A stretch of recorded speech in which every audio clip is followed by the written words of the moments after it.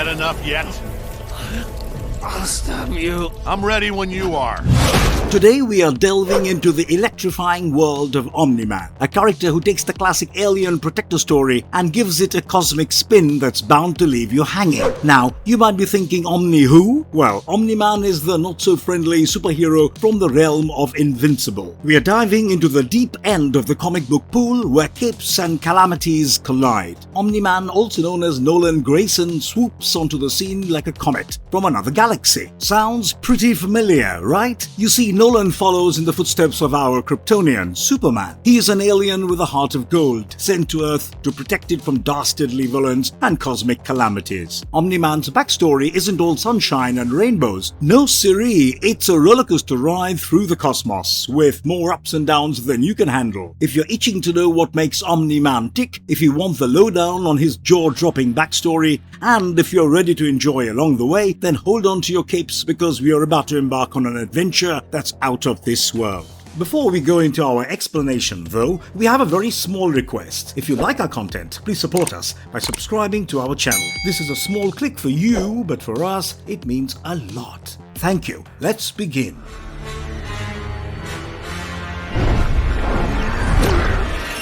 Where it all began. In the distant and far-out world of Viltrum, a cosmic drama unfolded. At the heart of this interstellar saga was a lad named Nolan Grayson, a true blue Viltrumite, born and bred on the very soil of Viltrum itself. And folks, let me tell you, this place isn't your regular tourist destination. It was ground zero for some out-of-this-world drama. Now, Nolan's story kicks off with a bang. And by bang, I mean a galactic-sized one. You see, his old man Argyle happened to be the big cheese, the head honcho. Basically, he was the leader of the Viltrumite crew. But Argyle met his demise at the hands of a turncoat. Now Nolan, bless his little Viltrumite heart, was just a wee tot when all this drama unfolded. He was so young that he couldn't even remember his dear old dad. But guess what? His true heritage wasn't a highlight in the Viltrumite history books. No siree, they kept it hush-hush, like a secret recipe for cosmic mac and cheese, all to protect Nolan from any Viltrumite enemies lurking in the shadows. Fast forward to the present, or as present as it gets in the time warp. The Viltrumites have undergone a radical makeover. They've gone from the disorganized gang of space bruisers to a full-blown empire, led by none other than the enigmatic Thrag.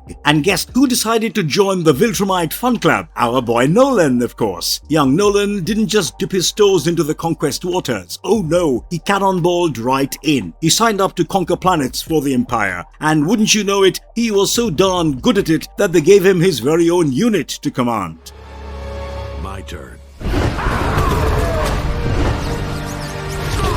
Earth's newest protector. In a galaxy far, far away, well, not that far actually, but you get the drift. The Viltrumites, once a cosmic horde, were now reduced to a ragtag crew of less than 50, thanks to the deadly Scourge virus. Among this dwindling bunch was our protagonist, Nolan, and boy, was he about to embark on a mission that would make even the most epic superhero crossover event look like a walk in the park. You see, the Viltrumite Empire decided it was high time to switch up their game plan. Instead of flexing their muscles and going all in on the conquest front, they figured, hey, why not play the long game? With their lifespans longer than the line at a Comic-Con autograph book, they decided to infiltrate societies first and gradually weaken the chances of resistance. Sneaky, right? And who did they choose as their earthly envoy? None other than our guy, Nolan. So he packed his suitcase and hopped onto a spaceship to Earth, ready to blend in with us humans. But of course, there were a few bumps along the way. Nolan touched down on our blue planet and found himself rubbing shoulders with the likes of Cecil Stedman, a government agent with more secrets than a conspiracy theorist's corkboard. Nolan had to learn the ins and outs of human culture, and to do that, he decided to go undercover. The name's Grayson, Nolan Grayson, because what's more human than a last name, right? But in the midst of all this cloak and dagger stuff, Nolan crossed paths with a woman named Debbie. Sparks flew, love blossomed, and before you knew it, they were walking down the aisle, throwing rice and superhuman punches. And speaking of superhuman punches, Cecil, the crafty government agent, had a little something up his sleeve. He decided to rebrand Nolan as Omni-Man, Earth's newest and mightiest superhero. Fast forward a bit and bam, Nolan and Debbie became parents to a bouncing baby boy, Mark Grayson, soon to be known as the one and only Invincible. But Nolan didn't just spend his time changing diapers and fighting bedtime battles. Nope, he had a whole roller coaster of supervillains to deal with, and his encounters with Earth's premier superhero team, the Guardians of the Globe. Now remember Art Rosenbaum, the costume maker for superheroes? He's the genius behind Omni-Man's iconic look, and in the grand tradition of secret identities, Nolan spun a web of fibs and half-truths, even deceiving his closest allies like Art, Cecil, and yes, even sweet Debbie. Try to hit me. Really? Yeah.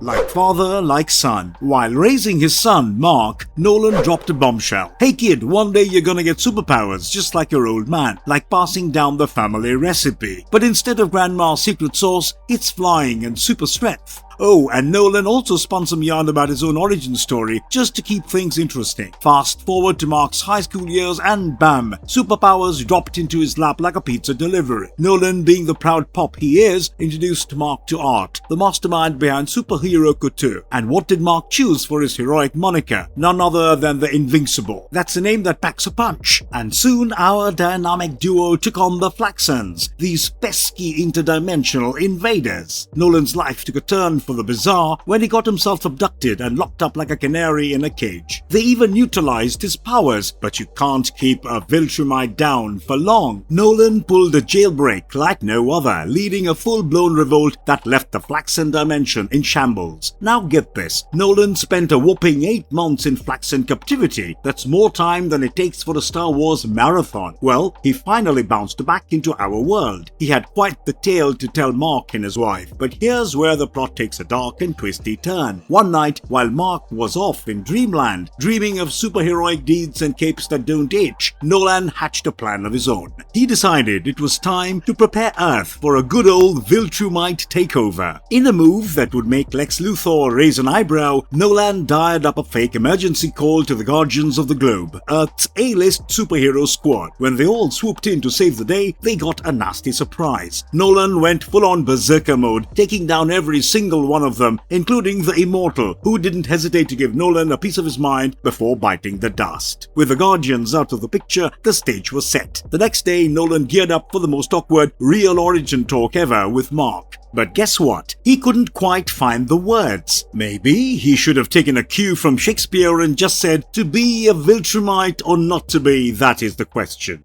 Earth isn't yours to conquer.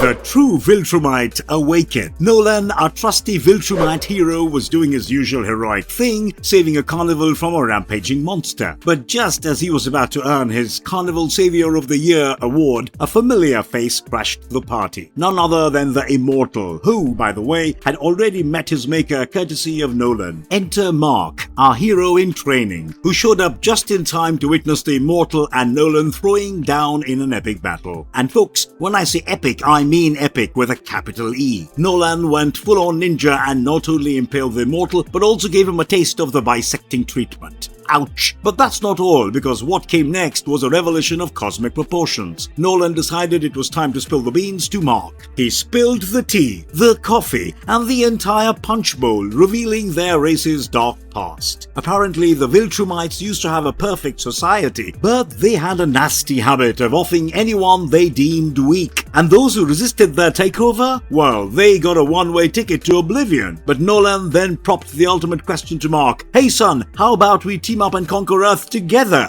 And Nolan dropped the bomb that Mark would live for thousands of years, watching everyone he loved bite the dust. But our young hero wasn't having any of it. Mark put on his big boy superhero pants and declared, no way, Pops, Earth is off limits. It was a showdown of father and son, and trust me, the family therapy bills were gonna be astronomical after this. The battle royale kicked off with punches, pow bams, and kapows echoing around the world. Nolan even Nolan gave Mark an express ticket through a building, leaving thousands of people scrambling for cover. As the battle raged on, the insults flew faster than a speeding bullet. Nolan claimed that Mark's dear mom, Debbie, meant squat to him, but Mark, ever the defender of maternal love, called him out as a liar, insisting that his dad did love his mom. Nolan, in a rare moment of truthfulness, admitted Mark was right, but it was too little, too late. Nolan went all out, pummeling Mark from one iconic location to another around the world. He taunted Mark, asking him what he'd have left after he'd lived for eons. But Mark, being the stalwart hero he is, had a simple answer: I'll have my father. Just when it looked like one of them was about to meet their end, Nolan had a change of heart. Tears welled up in his eyes and he decided to spare his son. He took off into the great unknown of space, leaving Mark behind, shaken to the core by the revelations of their battle.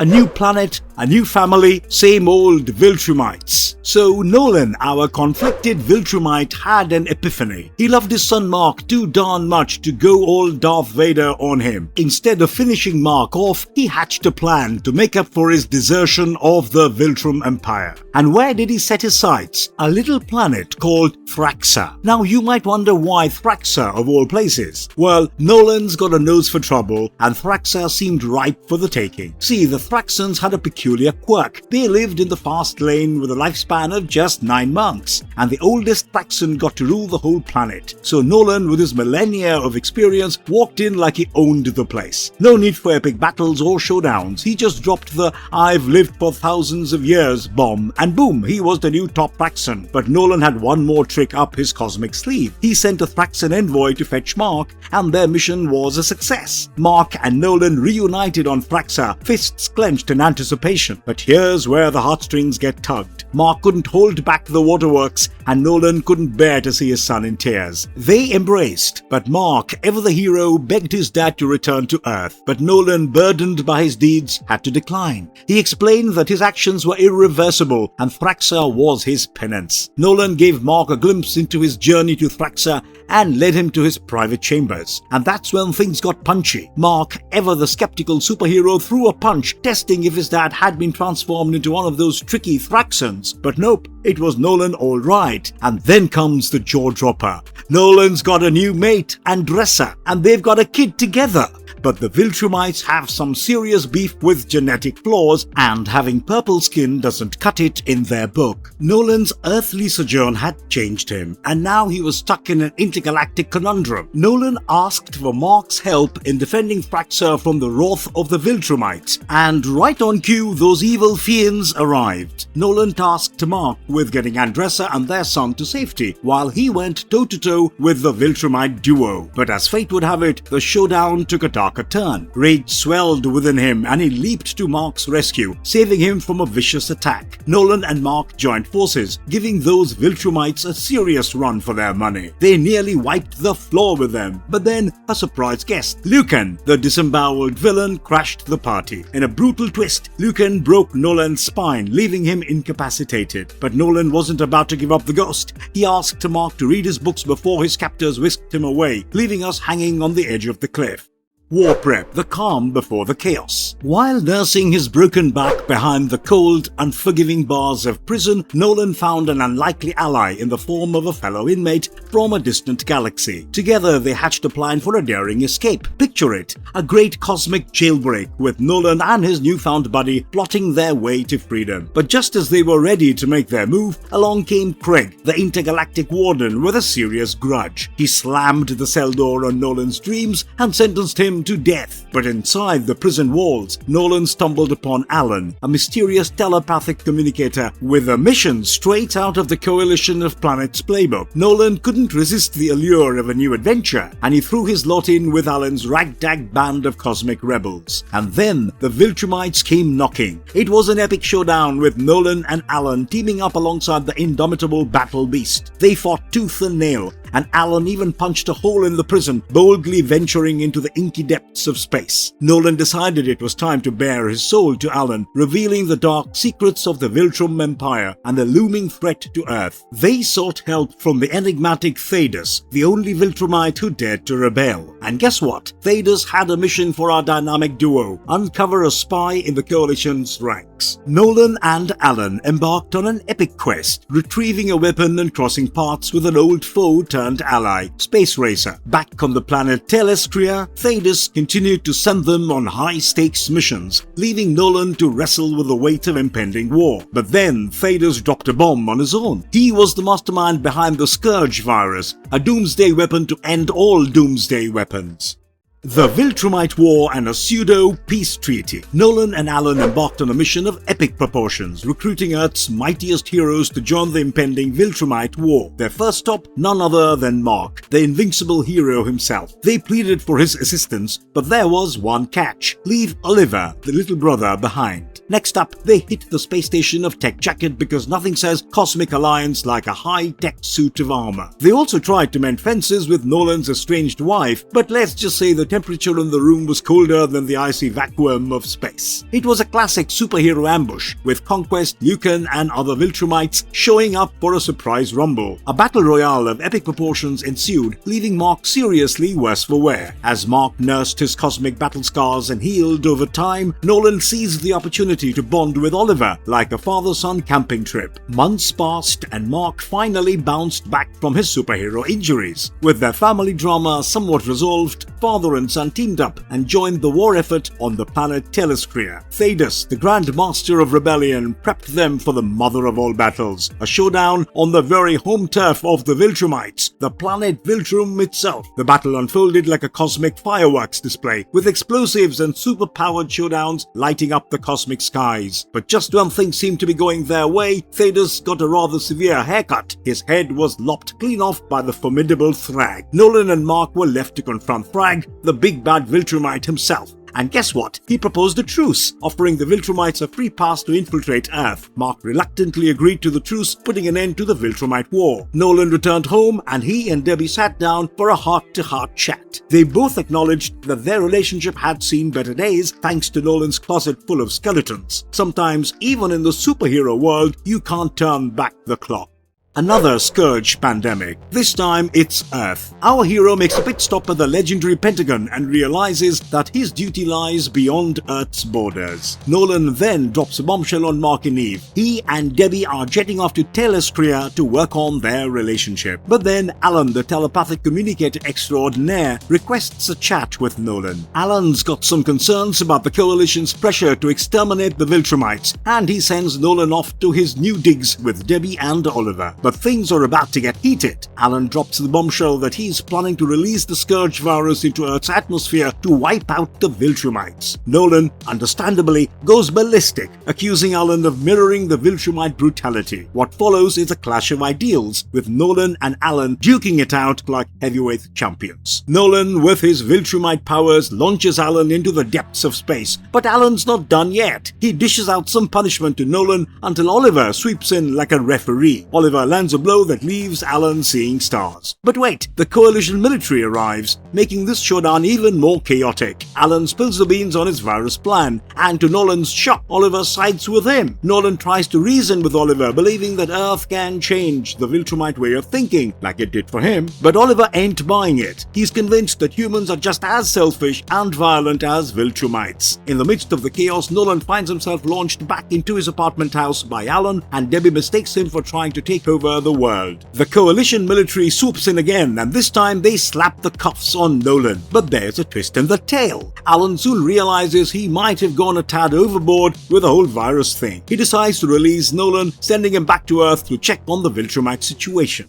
Long live Emperor Nolan! Cecil, the mastermind of all things covert and classified, summons Nolan for a little heart-to-heart. You see, Cecil believes that Nolan needs a good old-fashioned punishment for his epic brawl with his son. Cecil delivers his verdict: exile for Nolan, and not just any exile. Nolan's new digs are the Guardian's moonbase, the ultimate cosmic timeout spot. But as soon as Cecil makes his exit, Thrag, the troublemaker, crashes the party with some seriously ill intentions. He's not here for a friendly chat. He wants to take Nolan out for good, and when he tries to send Debbie on a one-way ticket to space, Nolan pulls off a heroic headbutt and rushes to save his wife. The battle between Nolan and Thrag erupts, with Nolan desperately trying to convince Thrag that he is no longer a threat. But Thrag's not having it, and he decides to spill the beans on Nolan's true heritage. Thrag reveals that Nolan is the son of none other than Lord Argal, the former emperor of the Viltrum Empire. Thrag also drops the bomb that he won't let Nolan rule because he is a traitor to the Viltrumite cause. Nolan argues that he has zero interest in ruling, but Thrag, ever the stubborn villain, insists on Nolan's demise. The battle rages on, with Thrag inflicting severe injuries on Nolan, but Craig, Thula, Lucan and Anissa, a Viltrumite squad with some serious muscle, step in to stop the madness. Nolan manages to land a blow on Thrag,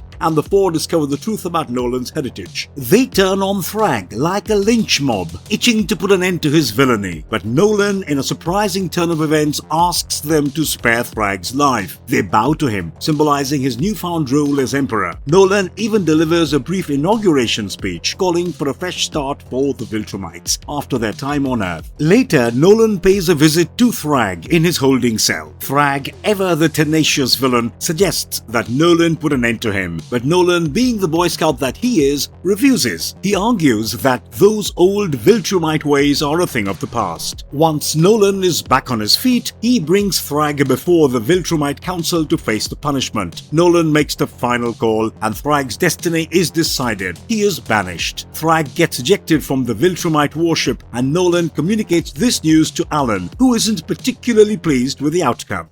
The changing dynamic and final goodbyes. But the family drama isn't over yet. Nolan crosses paths with Mark, and they head to the moon for a little father-son chat. Mark drops a truth bomb. Eve is pregnant with his child. Nolan offers his congratulations, and they share some quality bonding time. Later, Nolan and Debbie invite Mark and Eve over for a nice, peaceful dinner, but leave it to Eve to accidentally spill the beans about her pregnancy, much to Debbie's surprise. During dinner, Nolan decides to share his story about wiping out Viltrum, and of course, they can't resist an arm wrestling match. The result? A cosmic table-smashing showdown that leaves Debbie fuming. When Eve suffers a dismembered leg, Nolan is right there to lend a helping hand. Eve eventually gets a prosthetic leg, and her child is born into the world. Nolan and the Viltrumites discover Robot's location, and Robot, ever the smooth operator, proposes a truce. Nolan and Robot come to terms and prepare to leave together. But when Mark tries to destroy Robot's drone, Nolan stops him and reveals that he's allied with Robot, much to Mark's disgust. But the drama doesn't stop there. Nolan's own home is destroyed, and he stands by his decision to side with Rex. Mark tries to convince his father to help take down Robot, but Nolan, ever the cautious one, refuses. He believes that doing nothing is the safest course of action, but Mark has other plans. Mark leaves Earth, leaving Nolan to have a bittersweet meal with him and Art. As Mark departs, Nolan says his goodbyes, marking the end of this cosmic chapter in their lives. But who knows what the future holds for our heroic family? Please.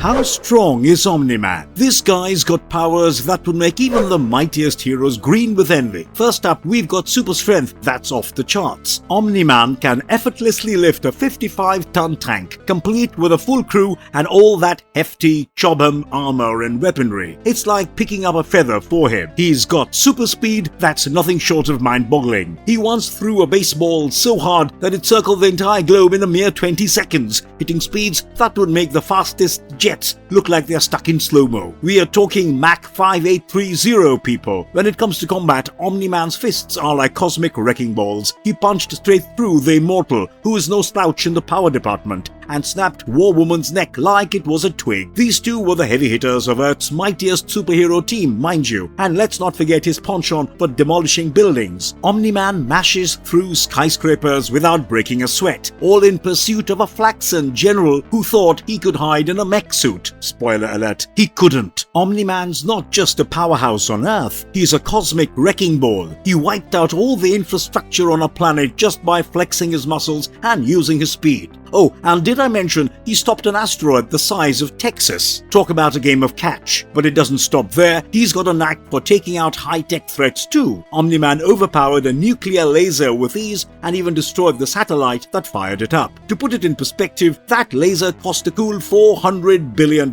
Way more than your average nuke. And speaking of nukes, Omni-Man's tougher than a titanium bunker. Nuclear radiation? No problem. The searing heat from a nuke? Child's play. This guy's durability is on a whole other level. But let's not forget about his need for speed. Omni-Man can fly so fast that he can vaporize entire cities just by zooming past. He once surface wiped a planet just by taking a leisurely flight around it. And if you're thinking of challenging him to a race, think again. He once beat Invincible in a race from Egypt to Mount Everest, leaving everyone else in the dust.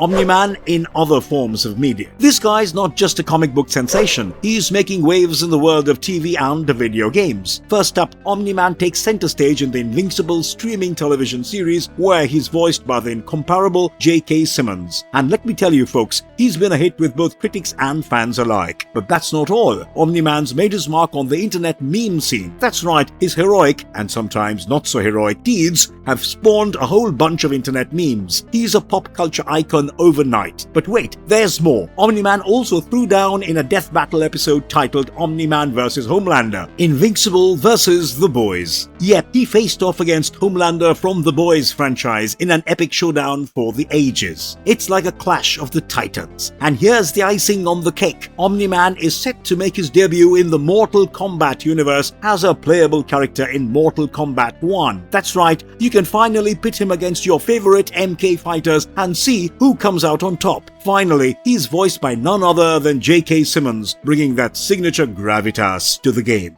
Marvelous verdict. In the grand world of comic book lore, the origins of Omni-Man stand as a reflection of the captivating and complex narratives that have become a hallmark of the genre. Born from the creative minds of talented writers and artists, Omni-Man takes the classic concept of a superpowered alien protector and adds layers of drama and intrigue that have left us spellbound. From his roots as a Viltrumite on the distant planet Viltrum to his journey to Earth, where he assumed the identity of Nolan Grayson, Omni-Man's backstory is a rich and dynamic tale of duty, deception, and redemption. It is a story that not only explores the depths of his incredible powers, but also delves into the very essence of what it means to be a hero. As fans have followed Omni-Man's adventures, whether in the pages of comics or television screens, or even in the realm of video games, they've been treated to a character that transcends the traditional superhero archetype. Omni-Man's story reminds us that even the mightiest among us can grapple with their own inner demons, and that redemption is a journey filled with both triumphs and tribulations. And if you liked our content, don't forget to leave a like and subscribe to us if you haven't already. Have a good one and be safe. Thanks everyone.